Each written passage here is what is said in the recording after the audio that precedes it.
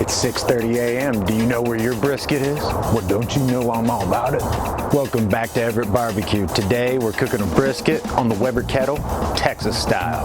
I'm gonna try and take you step by step how I would do it in the Weber Kettle with the slow and sear to get the best effects out of your brisket and maximum bark and flavor. This is a 12.8 pounds. I'm gonna do this brisket Texas style. But no matter what style you're doing, trimming is trimming.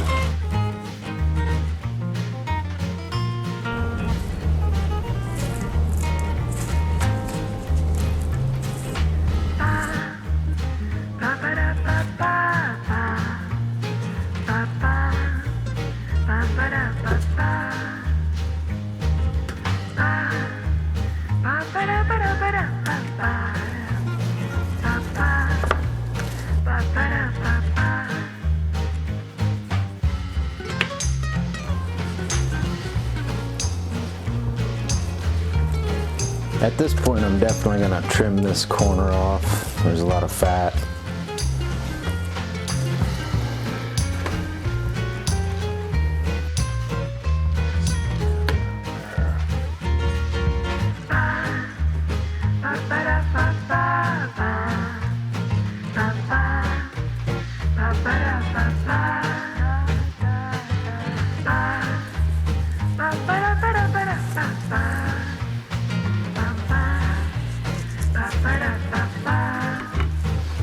I'm gonna call that done. We're gonna go with some avocado oil for the binder. You could use water or Worcester, anything that'll help that rub tack up. That's your basic Texas style. They use mustard, they use Worcester, they use all kinds of stuff. Basic Texas rub I made, pretty much just salt, pepper, a touch of paprika, and some celery seed. We are going for coarseness, so make sure when we get these edges,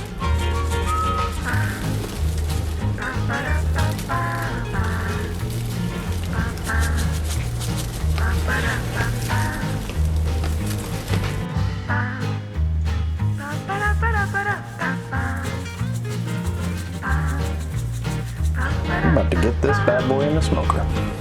We are using the slow and sear. These are chunks of hickory on the ends, and then these two larger pieces are from my brother's pecan tree. So yeah, nice little combo of hickory and pecan. Okay, I'm gonna go with the wax paraffin cube.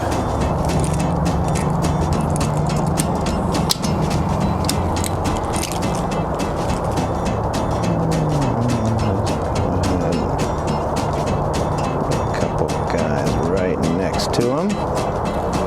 Try and be careful not to choke the cube out, but that should light these guys. There we are. Those coals there should catch in no time. Should be a nice slow burn. Hey now. Matter of fact, let's just plug her in and start her up. I'm guessing it's 32 out. Let's see what the ink bird says, guys. I'm saying 32. Ooh, I must be weak. My thin skin. Here she is. We're going fat cap up. And try and get most of it over the pan. Scrunch this girl up, and I think we're ready to go. I've got the vent on the top wide open, and I have the bottom vent just between the first two holes, right in that, hopefully that fine smoke area, we can keep it there.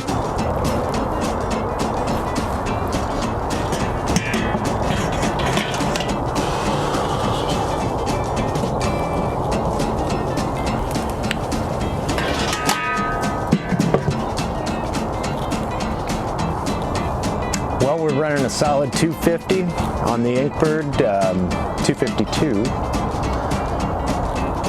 The kettle's smelling phenomenal. It's been 2 hours, but it looks like someone flipped this brisket. Didn't even see who did it. Left grease on the handle and everything. I think the Brisket Bandito may have returned to action. He is a crafty one. Let's see how our crust is doing. I think, yeah, just on the corners. Yeah, just a little spritzer. All right. We'll check in about an hour. See how that crust is doing. Whoever that dastardly fella was that rotated that brisket, well, he may have done a good deed. 4 hours in. Let's see how she's looking. All right. Very nice. Very nice. We're gonna have to stir that fire just a skosh. But I like the way this bark is looking for sure. Try not to spray too much of the fat. Hey now. Yeah, I'll switch sides on you. Oof.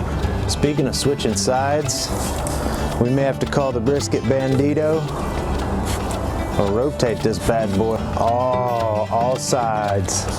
The Spritzin technique. I ain't got luck. Son. Okay. I believe this thing needs to be flipped. There's just no good way to do it but to do it.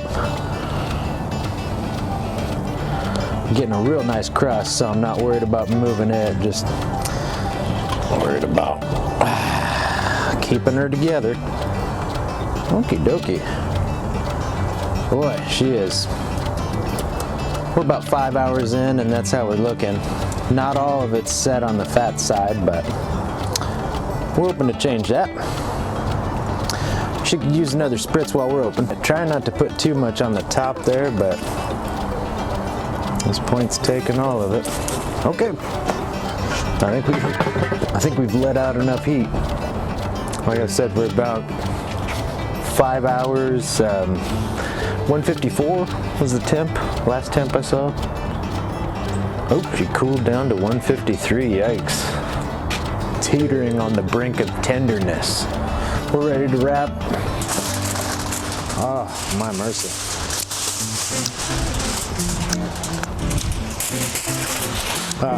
Did 2 sheets.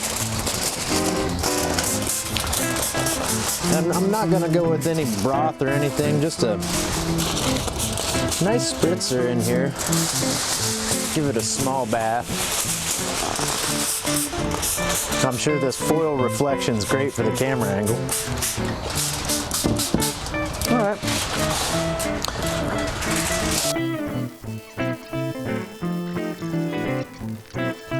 And back on she goes. Actually, what we are gonna do is make sure none of these chips cut into our bag.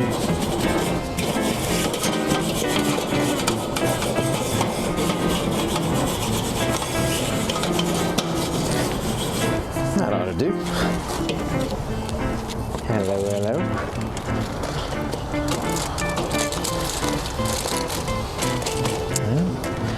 And back they go for the long haul.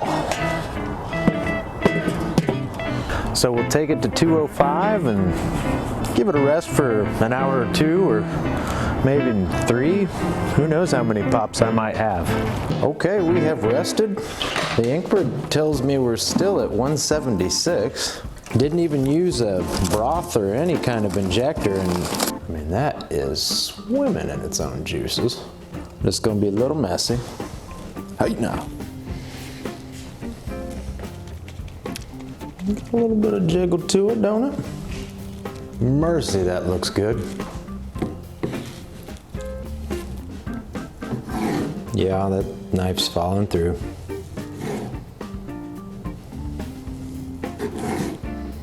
You ever get bored of making brisket? No, sir. That is nice.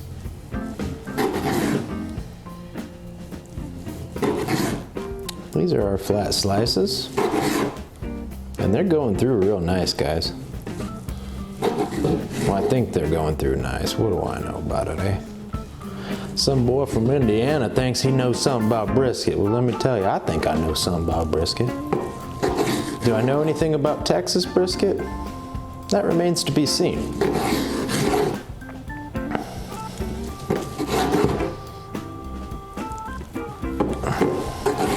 Oh, that's a thicken.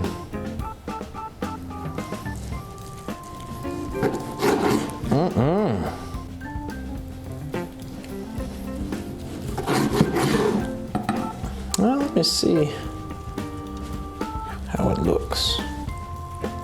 Give me a slice. Oh.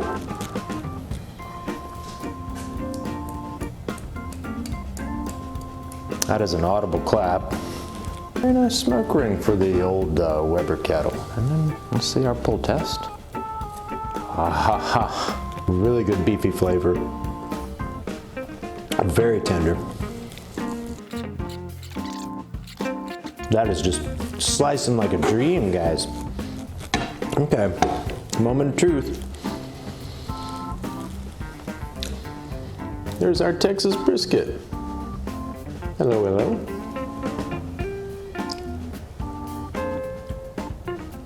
No squeeze, just juice. Let's go ahead and slice our fave. And show everybody your trophy. How about it? How about it? Thank you for inspiring me, Texas. I don't know if I'll go back to my old ways. This thing's turned out so wonderful. And just nice and wavy. So great. Feast your eyes on that. Just very nice smoke ring, the tenderness, and just ready to fall apart. Then there's that piece from the inside of the flat. And just, I think that's about as good as we can get it on the tenderness scale. But the flavor that this Texas style bark, I'm gonna be honest, I mean, I just eyeballed this.